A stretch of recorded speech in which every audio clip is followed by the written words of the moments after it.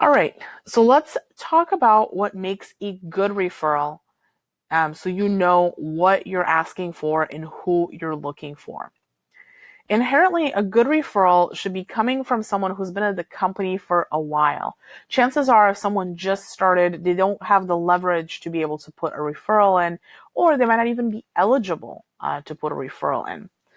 It always helps if the person's in the same role or if they can vouch for the work that you did in the role that you're in. And if they work in a department you want to be in, that's ideal, especially at really big organizations like, Amazon, Facebook. If you want a specific team and someone on that team is gunning for you, you'll have a much better chance of landing there after your interview. And the last one, which is really hard for you to judge from the outside, is the person needs to be in good standing. If someone who sucks at their job refers you, then that's not really going to do much for you. And when you're asking strangers to refer you, it's obviously kind of hard. It's completely opaque to know if someone's in good standing or not. And so sometimes it helps to hedge your bets and have several people refer you when you don't know the people well. Always be mindful of that. And simply put, we really want the referral to not just be like an email or a kind of an application that gets sent on your behalf, but you really want a combination of being noticed fast because the person has influence in the organization, having some special advantage and insider information. So if the interview process stalls and no one gets back to you for a week, or if you're not sure if you'll get matched with a team, or if you're feeling anxious because you made a mistake in the interview, you want to be able to call up the person who refers you and ask them for a little extra boost or a little bit of info on how things are going. That's what makes a really great referral. It's not just someone who submits you, it's someone who's like a Sherpa through the application process together with you.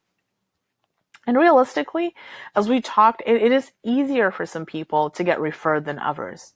Just be mindful and cognizant on that. Just because it's easier for some doesn't mean it's impossible for others. Quite the contrary. You just need to take a bit of a different approach in how you justify your credentials, and a bit of a different approach of how exactly you market yourself, talk about yourself, and build your social and public presence. We have a whole workshop that talks about building a personal brand. So if you don't have very traditional credentialing, it's absolutely fine. Just pop into that. We'll talk about a ton of techniques about how you could build kind of prominence and respect in your field by making sure that you manage and create a brand for yourself. Recognize which of these two buckets you fall into and just make a realistic plan. It's totally fine if you have versus don't have these credentials. It's all right. Just be really mindful and be really pragmatic and very solution oriented, and you'll get referrals fast. Now, these techniques that I'm about to talk about in the next slide, they're only going to work for you if you have taken the time to really deeply consider the steps we've spoken to until now.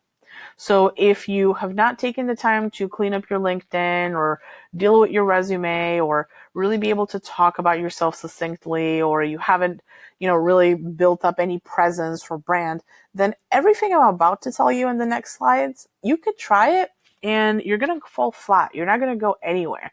Nothing is going to happen for you. I could promise you that.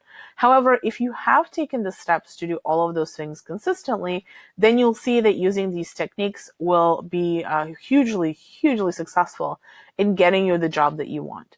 So you have to put in that work, and I guarantee you that that is time much better spent than submitting applications, putting keywords, optimizing for ATS, or God knows what else. Really spend the time to build a brand for yourself. All right, well, the best referrals that you can get are people that you know and the people that know them. So these are the first and the second degree connections. And optimizing for those is going to be pretty huge. You might be surprised at who's in your network already. And we'll talk about how to do that. We'll also talk about how to approach complete strangers. But I want to be mindful of the fact that a lot of times we all underestimate who we know, and we fall out of touch with people quite a bit. I have about 2,000 or so connections on my LinkedIn, and these are all people I actually know in real life in some way. And I don't keep track of all several thousand of them. In fact, many of them have moved on to other jobs, and I may not know about that. So don't underestimate that. I certainly then don't keep track of their extended network. So there's a lot in your network that you might not be aware of, And before you go like hog wild looking for referrals from strangers, we're going to talk about how to mine your network more effectively.